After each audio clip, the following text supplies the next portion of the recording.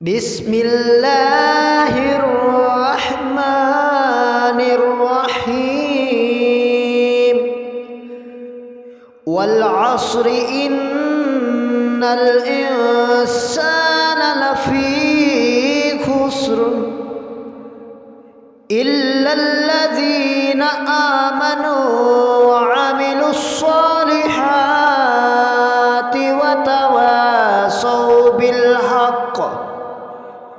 وتواصوا بالحق وتواصوا بالصبر۔ اس زمانہ محبوب کی قسم، بے شک آدمی ضرور نقصان میں ہے، مگر جو ایمان لائے اور اچھے کام کیے اور ایک دوسرے کو حق کی تاکید کی اور ایک دوسرے کو صبر کی وصیت کی۔ والعصر، زمانے کی قسم۔ اس آیت میں مذکور لفظ عصر کے بارے میں مفسرین کا ایک قول یہ ہے کہ اس سے زمانہ مراد ہے، اور زمانہ چونکہ عجائبات پر مشتمل ہے اور اس میں احوال کا تبدیل ہونا دیکھنے والے کے لیے عبرت کا سبب ہوتا ہے،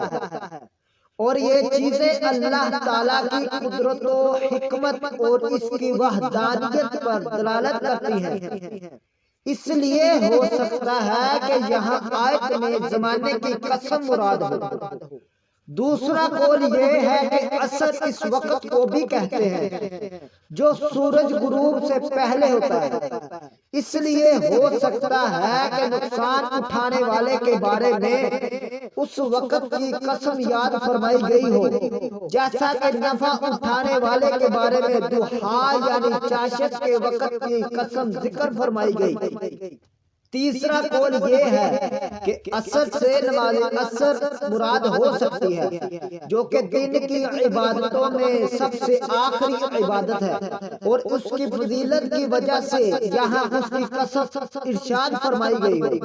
چوتھا قول یہ ہے کہ اس کی طرف دل جھکتا ہے کہ یہاں زمانے سے تاجدار رسالت صلی اللہ علیہ وسلم کا مخصوص زمانہ ہے، جو کہ بڑی خیر و برکت کا زمانہ ہے۔ تو جس طرح اللہ تعالیٰ نے لا اقسم بہذا البلد میں حضور نور صلی اللہ علیہ وسلم کے مسکن و مکان کی قسم یاد فرمائی ہے، اور جس طرح لعمرک فرما کر آپ صلی اللہ علیہ وسلم کی عمر شریف کی قسم یاد فرمائی، تو اسی طرح یہاں والعصر فرما کر اپنے حبیب صلی اللہ علیہ وسلم کے مقدس زمانہ کی قسم ارشاد فرمائی۔ اس سے مراد معلوم ہوا سید المرسلین کا زمانہ سب زمانوں سے افضل، رسول کریم صلی اللہ علیہ وسلم کا شہر سب شہروں سے افضل، اور آپ صلی اللہ علیہ وسلم کی عمر مبارک سب سے افضل۔ اعلیٰ حضرت فرماتے ہیں وہ خدا نے ہے مرتبہ تجھ کو دیا، نہ کسی کو ملے نہ کسی کو ملا، کہ کلام مجید میں کھائی شاہد تیرے شہر و کلام و بقا کی قسم۔ ان الانسان لفی خسر، بے شک آدمی ضرور خسارے میں ہے۔ اس آیت اور اس کے بعد والی آیت کا خلاصہ یہ ہے کہ اللہ تعالیٰ نے قسم ذکر کر کے فرمایا کہ بے شک آدمی ضرور نقصان میں ہے، کہ اس کی عمر جو اس کا سرمایہ اور اصل پونجی ہے وہ ہر دم کم ہو رہی ہے، مگر جو ایمان لائے اور انہوں نے اچھے کام کیے اور ایک دوسرے کو ایمان اور نیک عمل کی تاکید کی اور ایک دوسرے کو ان کی تکلیفوں اور مشقتوں پر صبر کرنے کی وصیت کی جو دین کی راہ میں انہیں پیش آئی، تو یہ لوگ اللہ تعالیٰ کے فضل سے خسارے میں نہیں بلکہ نفع پانے والے ہیں، کیونکہ ان کی جنتی جتنی عمر گزری وہ نیکی اور طاعت میں گزری ہے۔ اسی طرح ایک اور مقام پر اللہ تعالیٰ ارشاد فرماتا ہے ان الذین یتلون کتاب اللہ وَأَقَامُوا الصَّلَاةَ وَأَنفَقُوا مِمَّا رَزَقْنَاهُمْ سِرًّا وَعَلَانِيَّةً يَرْجُونَ تِجَارَةً لَّن تَبُورَ لِيُوَفِّيَهُمْ أُجُورَهُمْ وَيَزِيدَهُمْ مِن فَضْلِهِ إِنَّهُ غَفُورٌ شَكُورٌ۔ بے شک وہ لوگ جو اللہ کی کتاب کی تلاوت کرتے ہیں اور نماز قائم رکھتے ہیں اور ہمارے دیے ہوئے رزق میں سے پوشیدہ اور علانیہ کچھ ہماری راہ میں خرچ کرتے ہیں، وہ ایسی تجارت کے امیدوار ہیں جو ہرگز تباہ نہیں ہوگی، تاکہ اللہ انہیں ان کے ثواب بھرپور دے اور اپنے فضل سے اور زیادہ عطا کرے۔ بے شک وہ بخشنے والا قدر فرمانے والا ہے۔ سورہ عصر کی آیت نمبر 2 اور 3 سے حاصل ہونے والی معلومات، ان آیات سے 3 باتیں معلوم ہوئی ہیں۔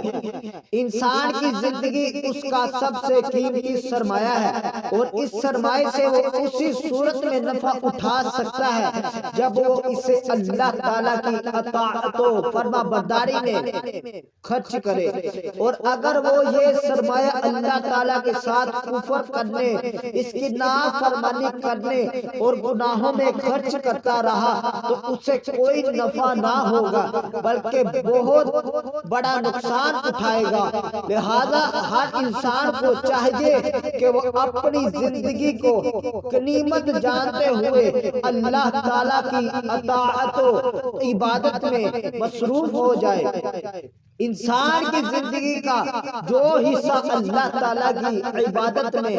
گزرے وہ سب سے بہتر ہے۔ دنیا سے اعراض کرنا اور آخرت کی طلب میں اور اس سے محبت کرنے میں مشغول انسان کے لیے سعادت کا باعث ہے۔ اللہ تعالیٰ ارشاد فرماتا ہے وَمَنْ أَرَادَ الْآخِرَةَ وَسَعَى لَهَا سَعْيَهَا وَهُوَ مُؤْمِنٌ فَأُولَئِكَ کان سعیہم مشکورا، اور جو آخرت چاہتا ہے اور اس کے لیے ایسی کوشش کرتا ہے جیسی کرنی چاہیے اور وہ ایمان والا بھی ہو، تو یہی وہ لوگ ہیں جن کی کوشش کی قدر کی جائے گی۔